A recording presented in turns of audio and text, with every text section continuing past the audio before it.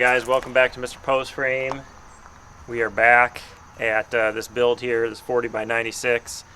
The plumbing's in and electric's in below the slab, and it is a mess in here. It is not back smoothed out, so I decided to rent just a mini skid steer to make my back happier. So I'm going to use this to smooth this back out, haul rock in there. There's just pipes everywhere, so I wanted to make sure that I could see better, and this was, to rent this for a day was $215, so I felt like that was well worth the money.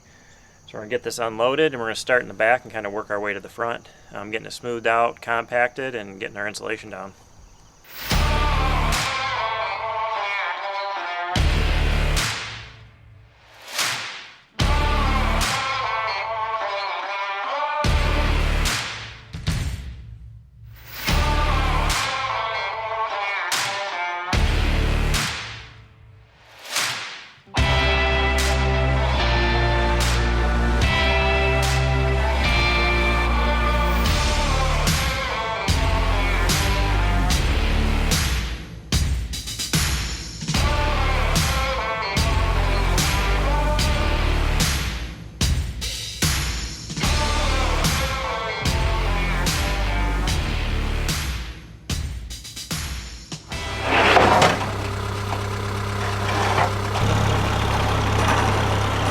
Alright, so we have wrapped up all of the frost protection insulation. We showed you that. It's been, I don't know, probably 3 or 4 weeks since we did that. We had to have the rough-in plumbers come, the rough-in electrical, and now we're back to put all of the insulation on the floor. Depending on what your plumbers and electricians do will depend on how much more work you have. We try to get it all brought up to grade before they come in. So when they dig and all that, we're not having to like bring heavy equipment in here to bring more rock in. So we bring the compactor in, we rake it out, get it as smooth as possible, compact it, fill in any divots, compact it again, and then we are ready to start putting our insulation down.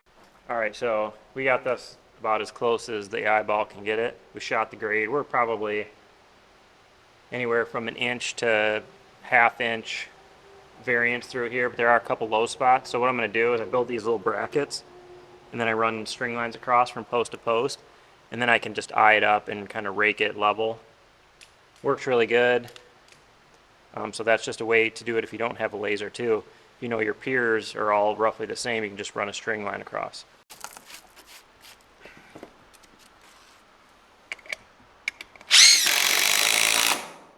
So my string line will sit about 1.5 inches above where I want it to, but what that does is it allows me the ability, I can eye up 1 inch, 1.25 inches, 1.5 inches pretty good, and then I know my string line isn't like hitting on a high spot, and I can run my rake even right over that string line and kind of smooth it out. So works pretty good for me.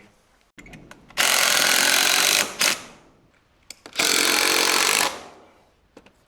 then we'll do 2 columns at a time, and then we'll move them.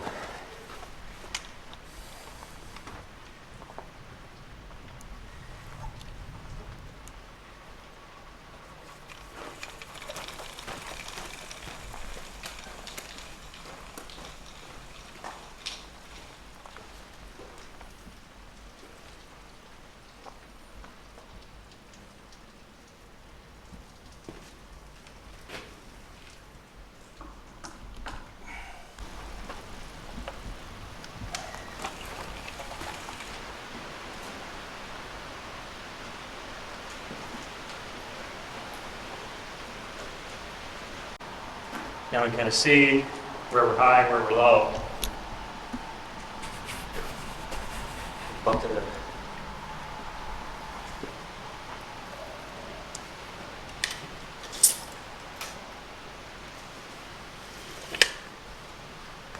pretty good up to about here.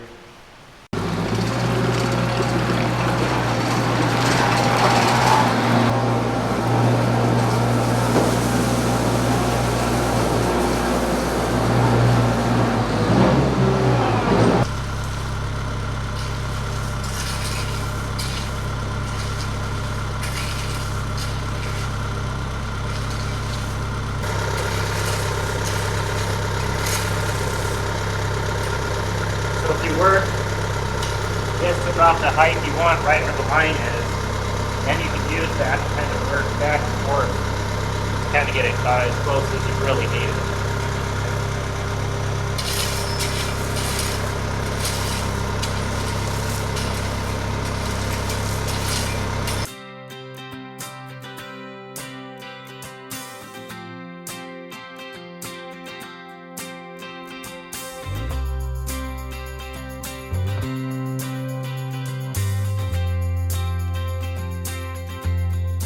This is the Hitz Halter insulation, obviously we've been talking about. It's 4 foot by 24 foot long. It's a fan fold, so it's in 4x4 sections that folds out to 24 foot length. I guess things to think about when you're getting your area ready is you want it as flat as possible. It doesn't have to be perfect, but you want to use a compactor and get all those jagged edges of rock flattened out. This product has a vapor barrier on both sides, so all we have to do is tape the seams. So we're going to go ahead and lay our first piece out. I'm going to notch it out, we'll slide it in there, and we'll start getting all this down.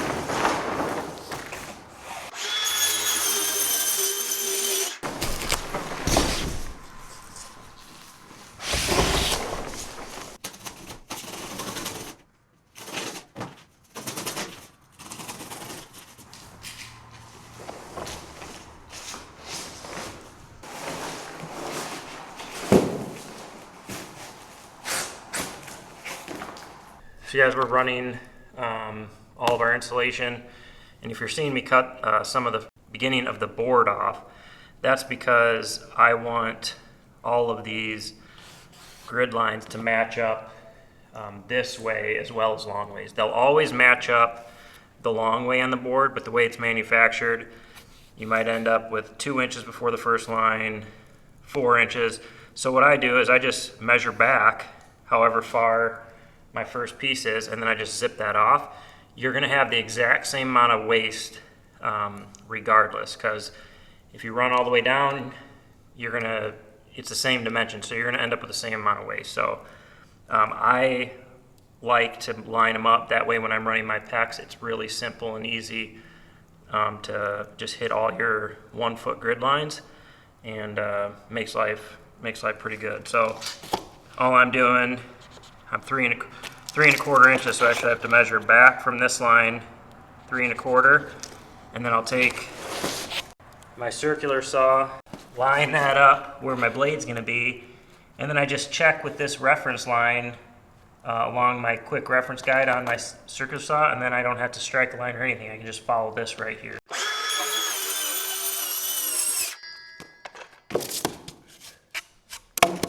Now this one, I gotta cut around that. I gotta cut a notch out for that pipe.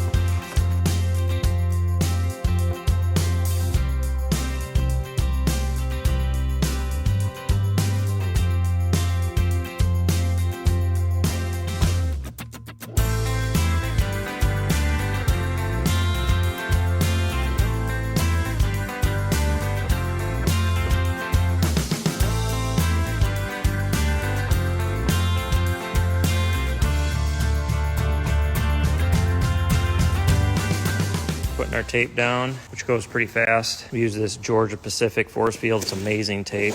It's wide and it sticks to anything. We have this all taped. We even tape from the frost protection to this. That's all done. We do have to spray foam around these penetrations yet. We're gonna have our in-floor heat tubes on this inside wall, so this is kind of how I handle that. Take a 2x6 down from a truss. If you don't have a truss in the right spot, you're gonna have to put a board across to screw that one into. Bring it down, take some back to the wall, and then put some angles. And I usually put those angles up high enough you can kind of walk under them, so when the concrete guys are in here, they're not having to work under, I guess I shouldn't say under, but just so those aren't in the way, so they can work without hitting their head. So all of our in-floor heat tubes will come up right here. And then once the concrete's poured, we can take all that down.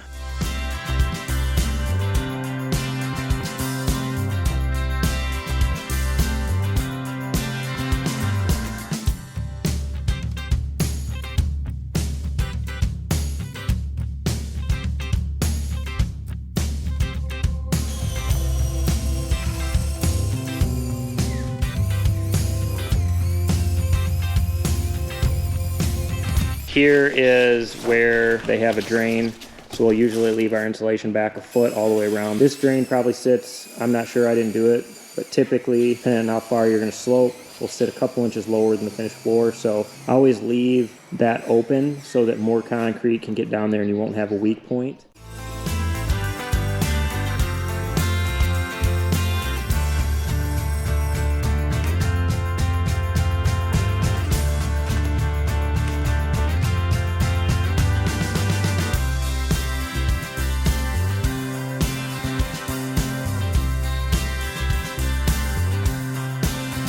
All right, so we have all of our insulation down.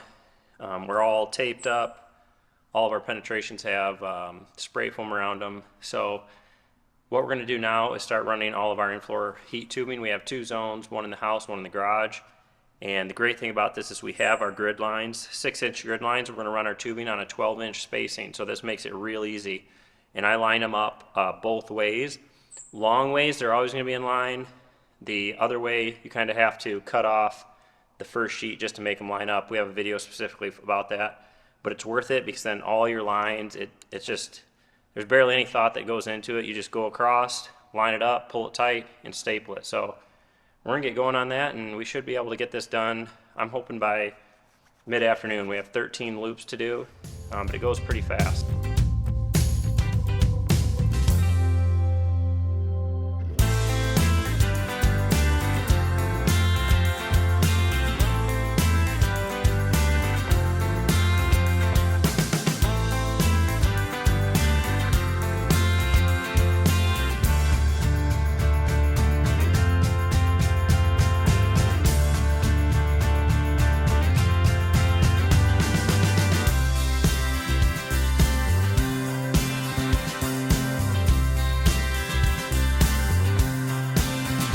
So since this has your vapor barrier built in, it's built in on both sides.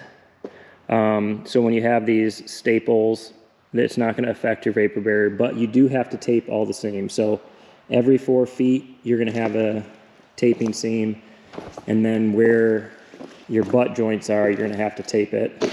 We went around and taped all the corners. So there is more taping involved than if you were going to lay down plastic. However, it is a really nice, good result.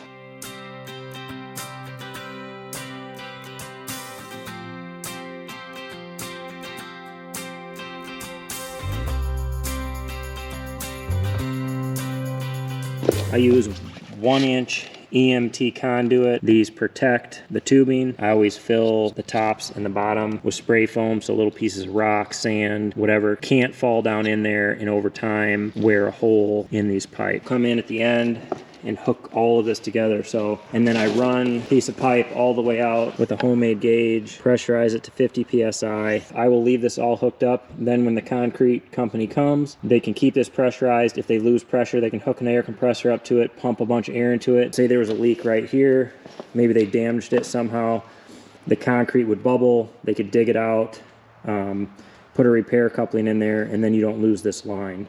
All right, guys, that's gonna be a wrap on today's video. A couple things I want to cover before we close. As you can see, we got the concrete in. When we were pouring the concrete, I did have a line get broke. This is the first time that's ever happened to me, but I had this pressurized. I was able to find the leak, and then I repaired it with a brass coupling. Repressurized it to 50 psi, and it held it for days after the pour. So keep that in mind when you're getting ready to pour your concrete. Even if the concrete company doesn't require it, I would pressurize your lines and be there while they're pouring so that you can get that fixed and not lose that line. Secondly, when you're thinking about your finished living space, we do a lot of decorative cuts, so we'll do diamond cuts or square cuts, usually like 4x4, somewhere in there, and it really adds a cool element to your floor if you're going to use the concrete as your finished floor. But I think that's a wrap, guys. If you are interested in the installation, we have a landing page on our website where you can fill out the size of your building. We can calculate and get you an estimate on this Hitz Halter installation that we use. But as always, we appreciate you watching. If you haven't already, hit that subscribe button, share us with your friends, and we'll catch you on the next video.